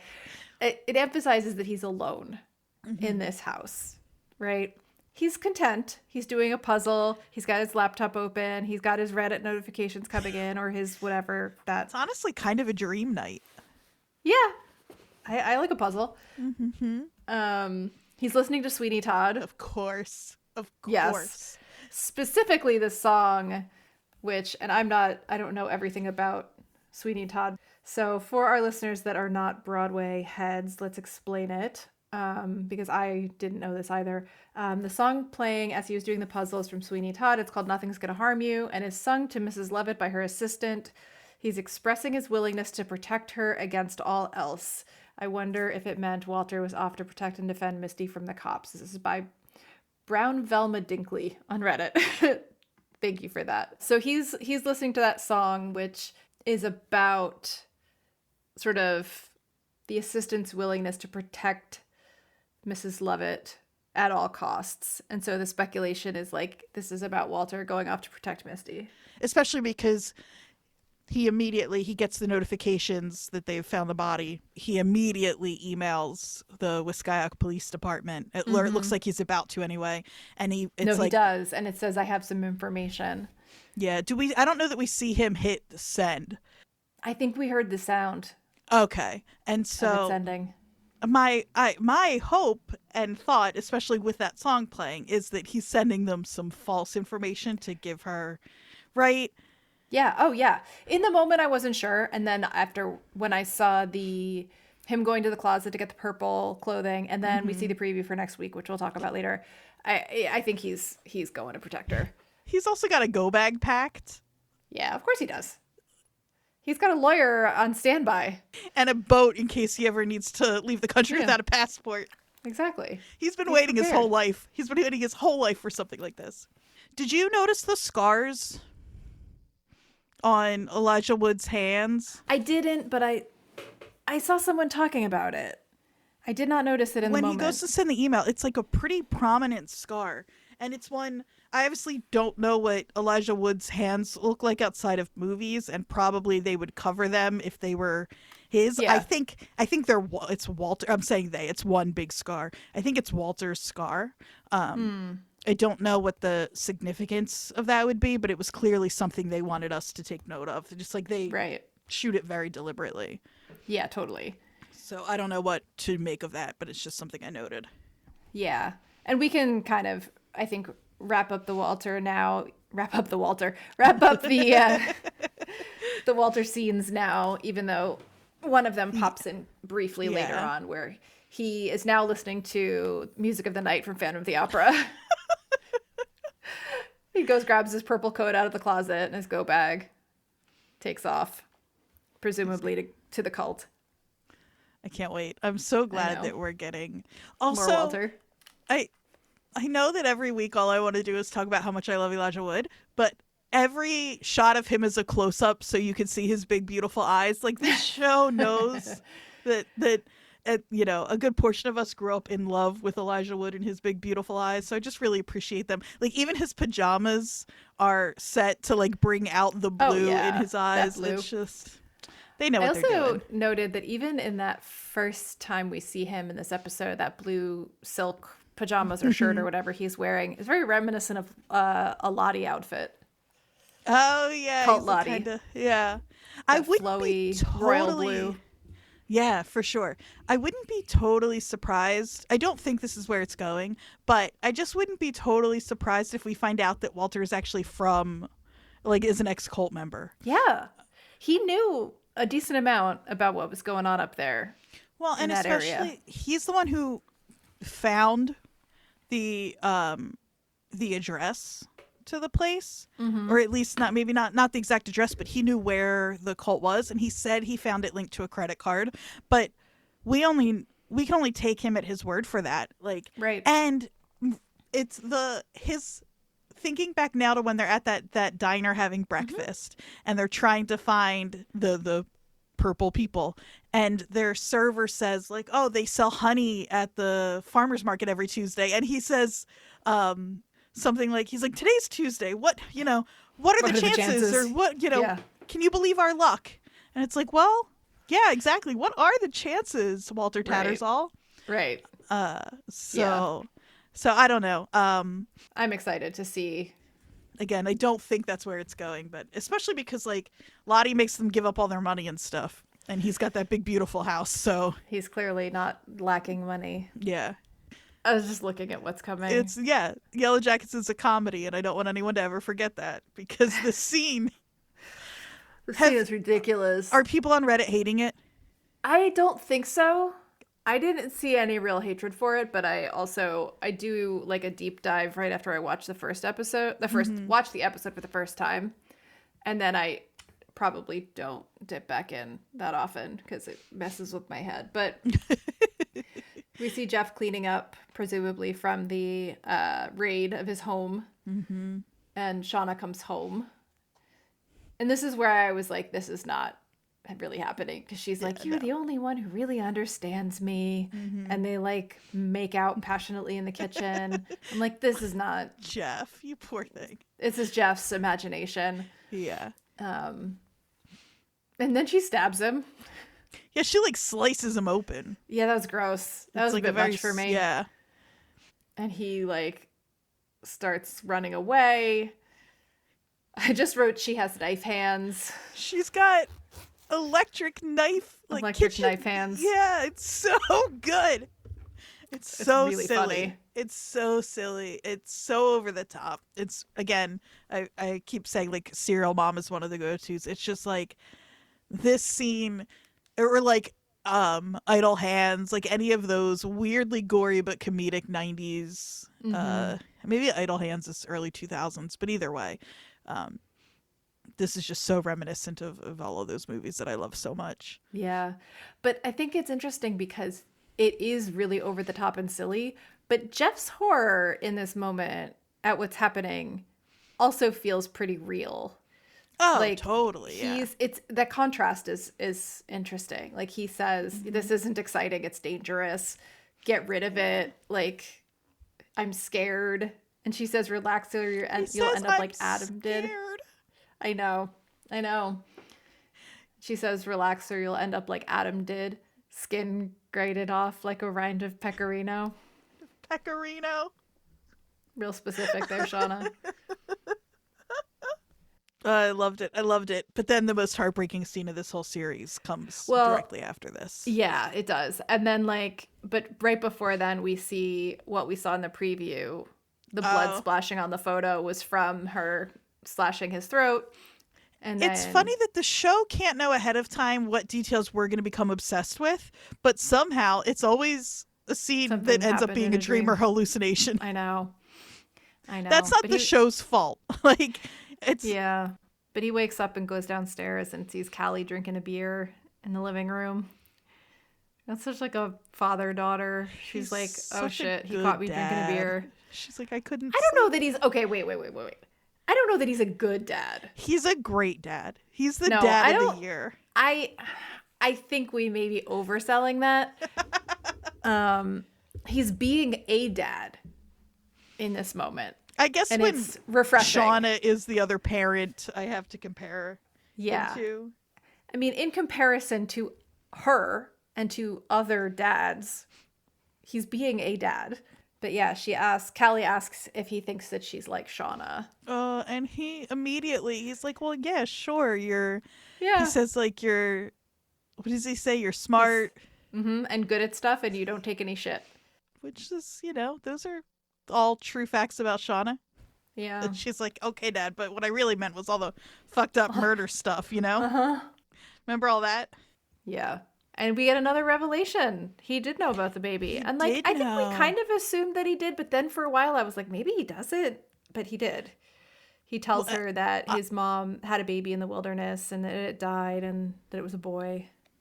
What I really like in this moment is Callie says like, Mom's seriously fucked up. And Jeff thinks about it for a second. He's like, she is. Like, he doesn't try to make excuses for her, really. But he does give Callie this explanation, which isn't to excuse Shauna. It's to tell Callie, like, you don't have to be like her. Because Shauna's not like this because of some, like, genetic something other. Although Shauna went into the woods a little different, I think, than a lot of people did.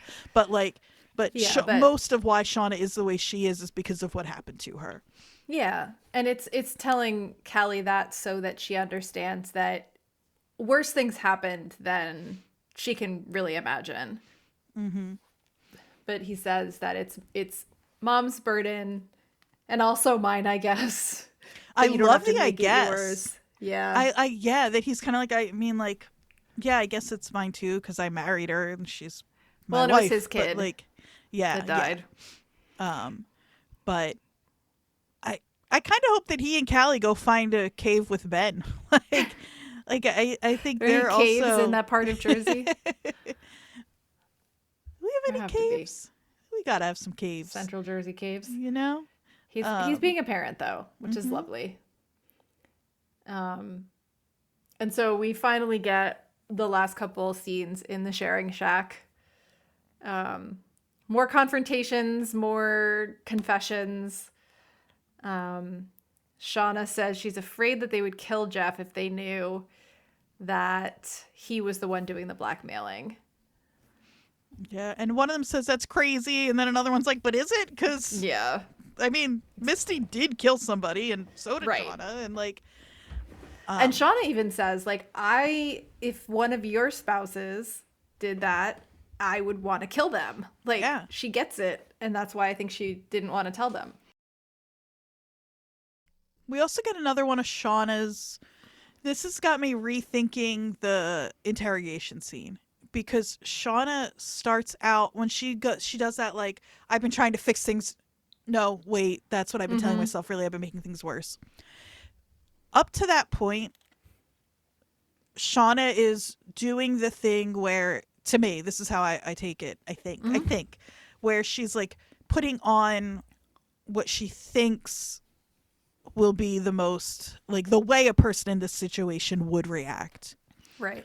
And then she kind of lets that drop a little bit. But even the, like, no, I've just been making things worse, even that feels a little disingenuous to me. Like, it feels to me a lot of the time. And now, again, thinking back to the interrogation scene where, like, I wasn't sure. We went back and forth a little bit. I wasn't sure how real I thought she was being in that moment. And then I came around to, like, no, I think actually that was her accidentally showing a little more of herself than she meant to, which is maybe still the case.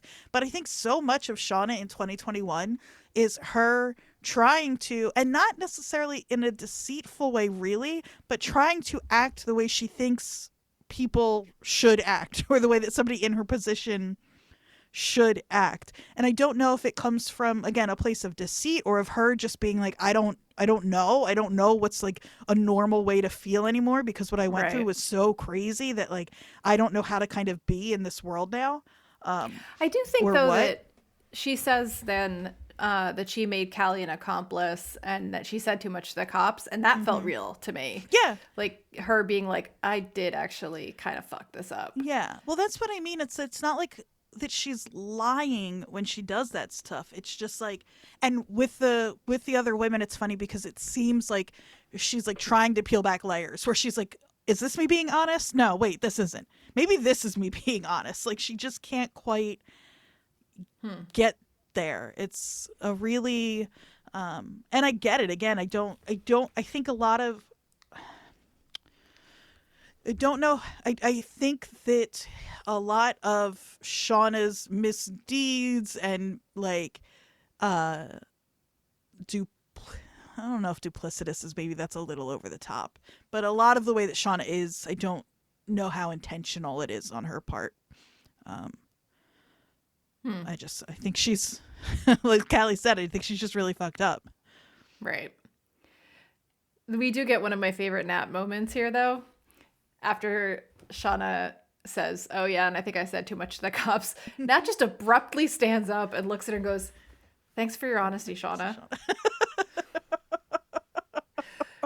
And she wants to talk about it, which is like, yeah. Yeah, y'all need to. This is why I feel like Nat is still the best of them.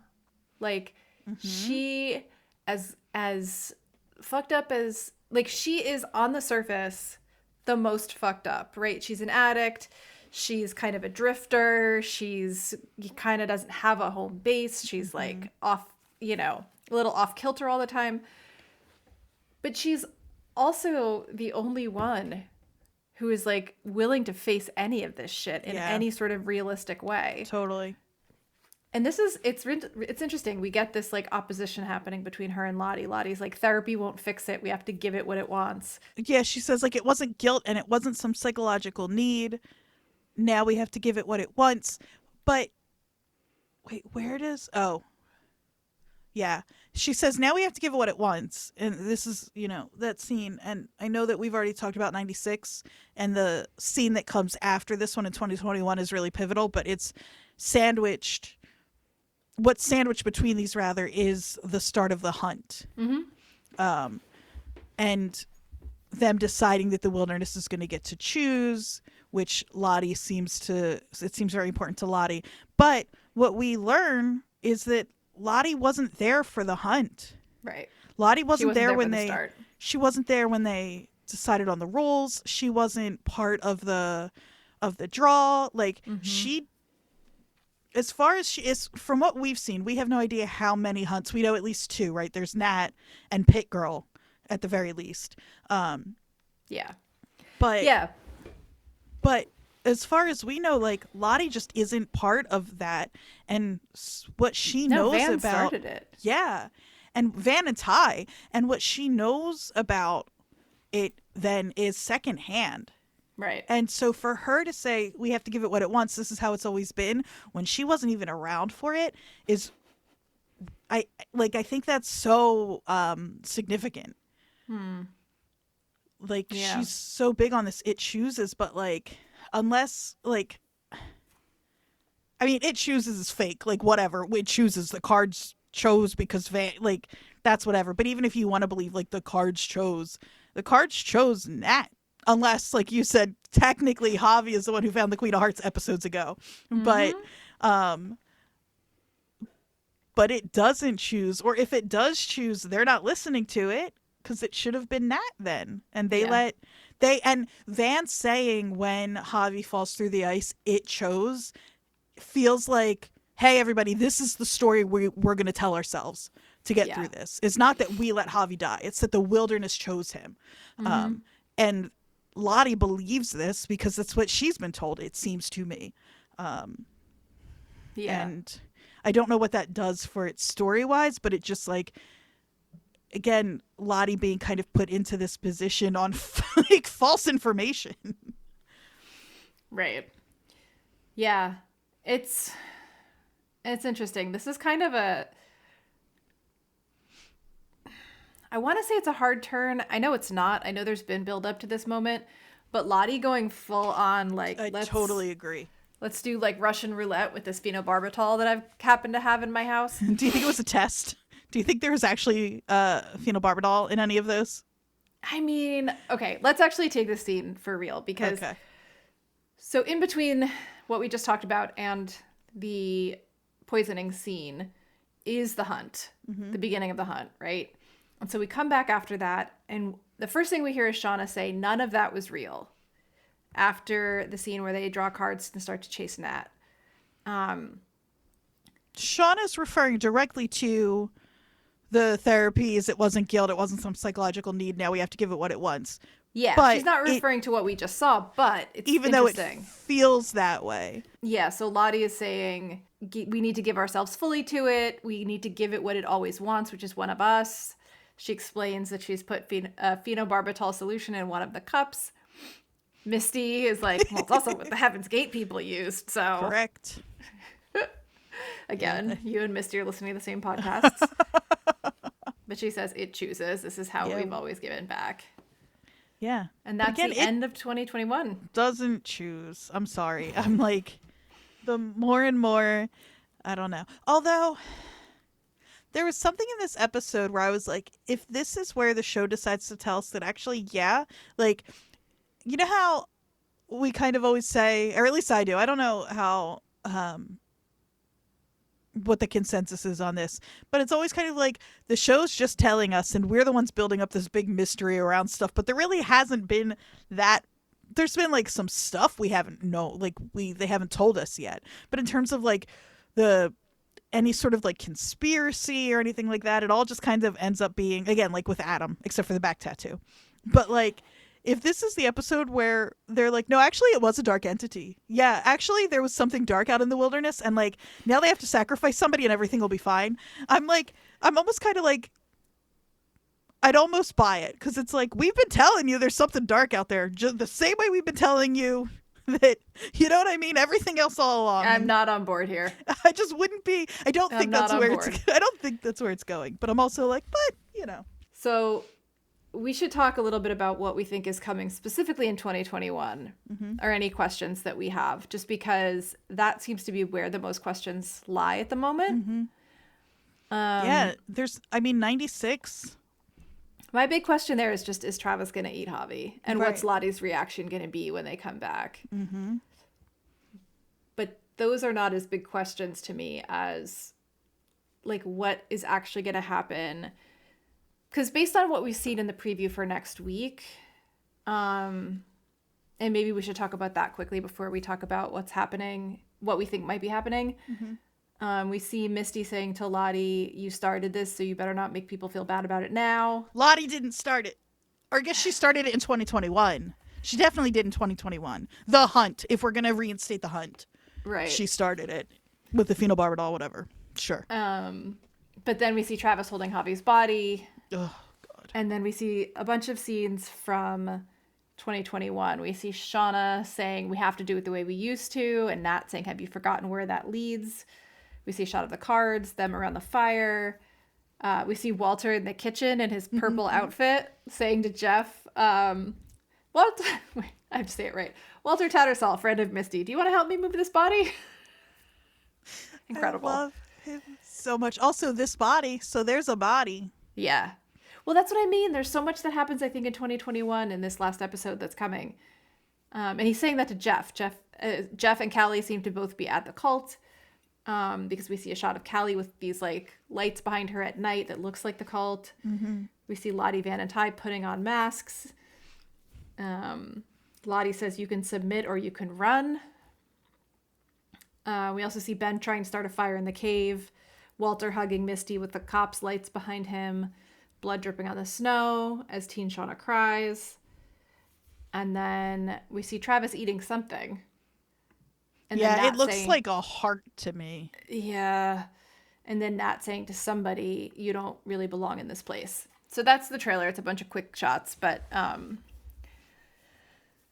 think she's talking to Ben. I think it's probably Ben, but who knows? So my big question is like, is someone major in 2021 going to die in the finale? And if so, who? Like, do you have thoughts about this? Because I do, but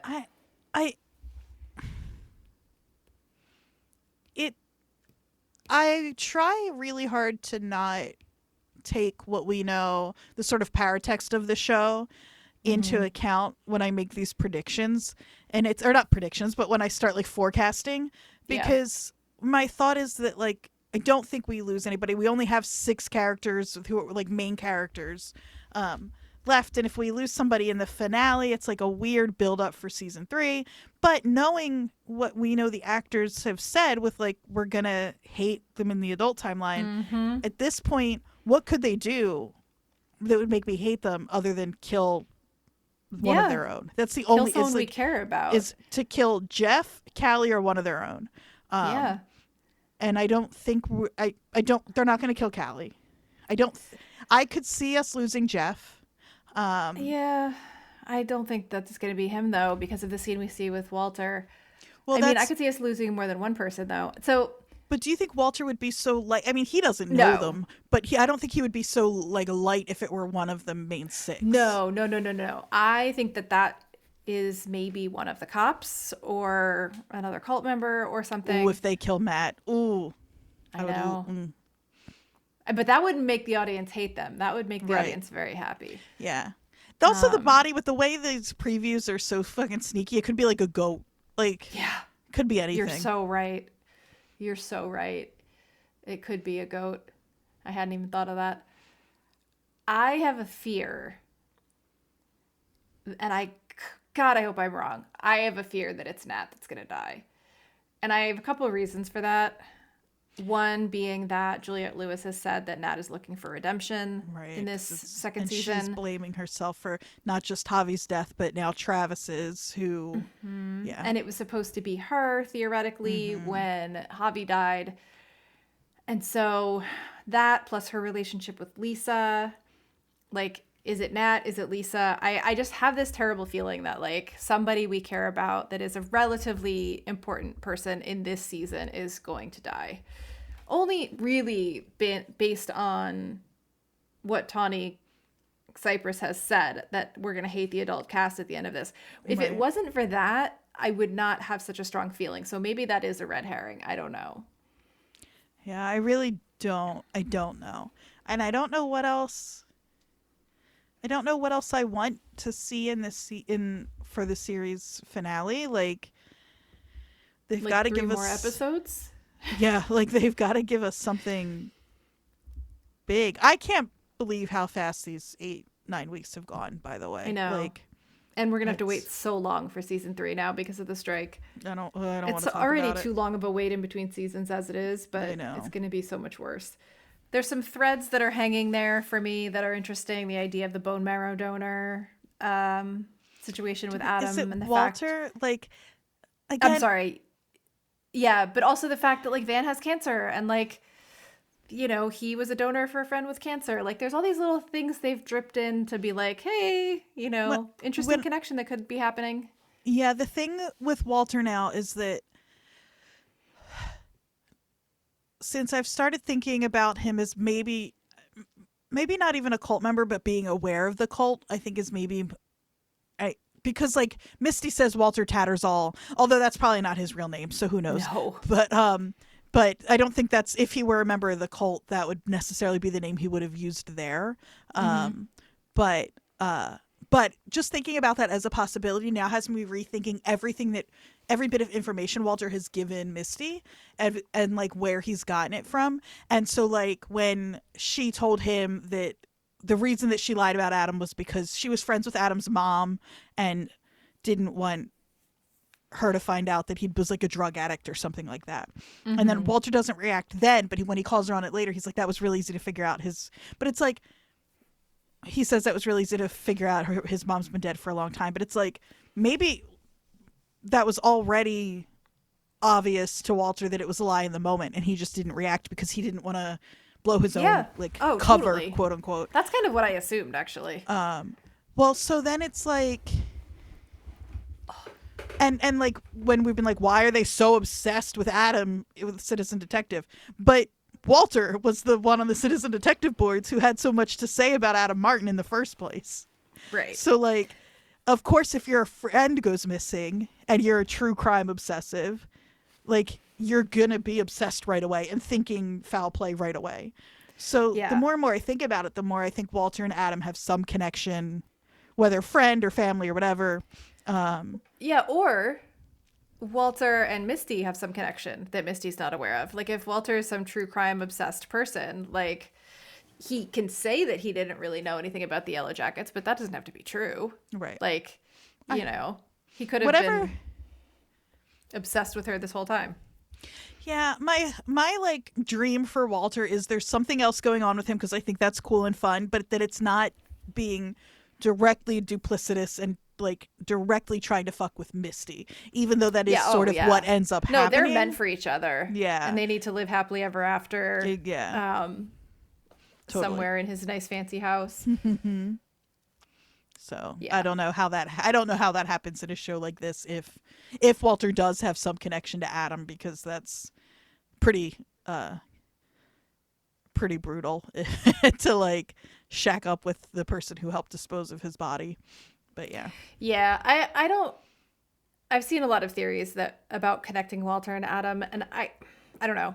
I'm willing to be convinced, but as of right now, I'm not. And we are going to find out relatively soon, and then we are not going to find anything else out for a really long time, and I'm really mad about it. Yeah. Obviously next week won't be our last episode. I think we'll do our season finale episode next week, and then I think we'll do one more kind of like series wrap up about Yellowjackets, and we'll let our listeners know what we're planning to cover next. All right. Well, we will see you all next week. You know the drill. Follow us on Instagram and Twitter at WatchersPodNJ. Leave us a review on Apple Podcasts or wherever you got your podcasts. We love it. That would make us so happy.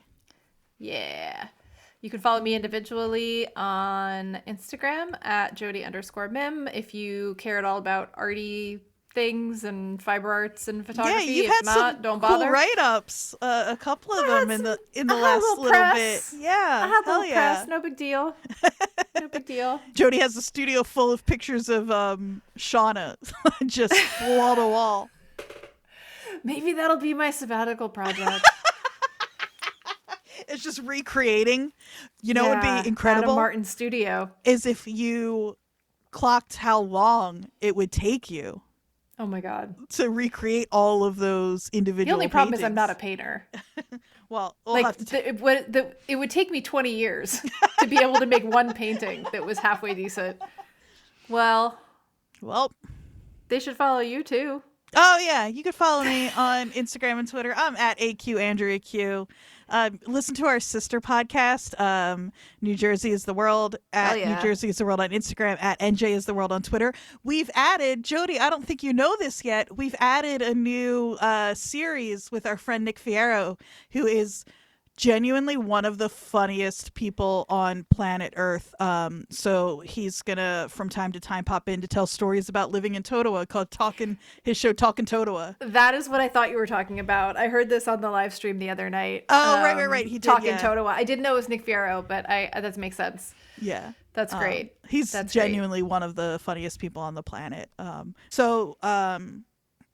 If you head over there to New Jersey is the World, you can hear the first I was going to say episode. It's not its own show. The first installment of the Talkin' Totowa series with Nick. Nice. It's lovely. Nice. Yeah, and actually, I want to say something about New Jersey is the World also. If you are a person, I know we have some New Jersey listeners.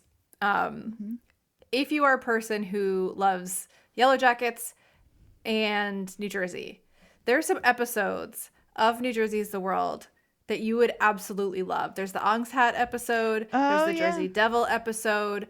There's some episodes about like sort of New Jersey lore. Like Chris Gethard is an alum of Weird New Jersey. Totally. So just to put that out there. Yeah, I will say a lot of that stuff is behind our paywall, but you can get that stuff for $5 a month, and it's there's so much cool stuff behind Totally the worth it. Patreon paywall. Yeah. And there's a ton of great stuff in the free feed. That's not to say like don't, Yeah.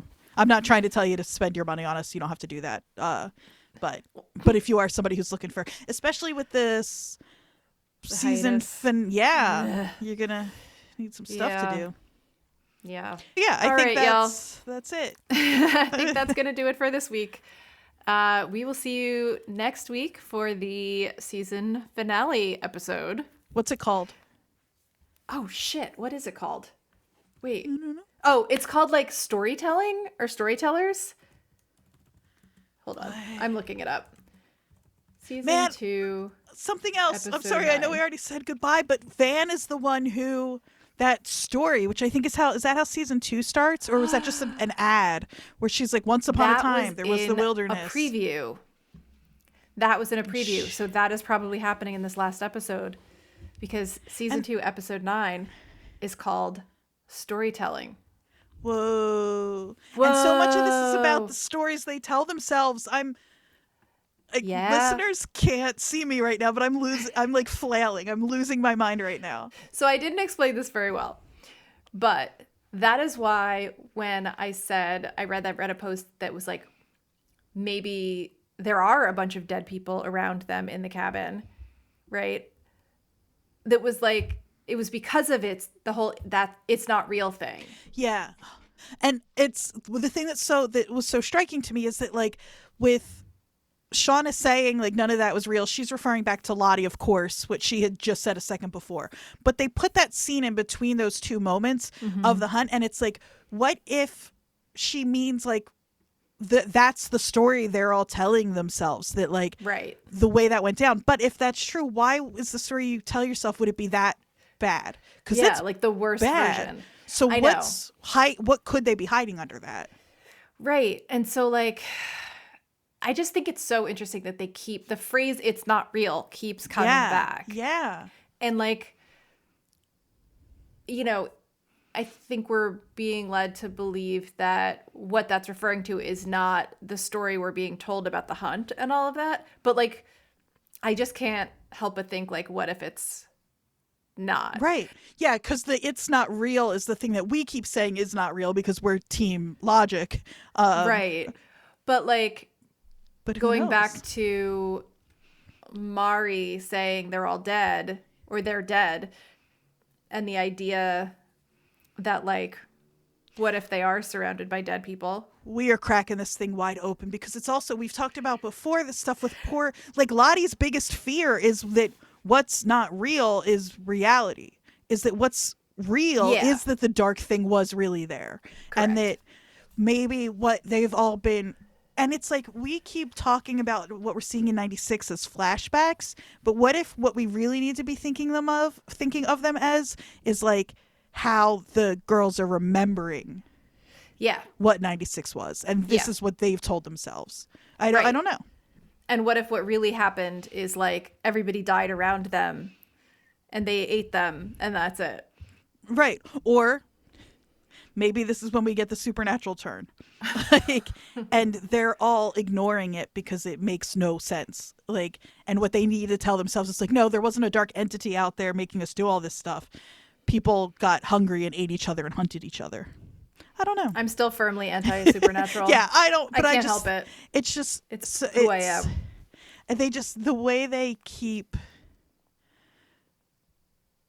I don't know, they're just really fucking with us in such a weird way that I can't quite. Which is why we sound fully insane right now. Oh yeah, absolutely. Yeah. But it's Just now, letting people know we're aware that we sound insane. And also that I'm just playing in this space. You know what I mean? Like anything I say right now cannot be held against me in a court of law. I will say anything. I'll try any idea on for at least a minute, But now knowing that the finale is called Storytellers, like that's huge. It's storytelling, I think. Or excuse me, story. But either way. Thing. Yeah. It's huge. Yeah. We gotta go. Yes. We gotta go. We will see you next week. Until then, be careful in the woods. Don't fall into any tree caves. Or do. and never leave. Yes. Bye, y'all. Goodbye.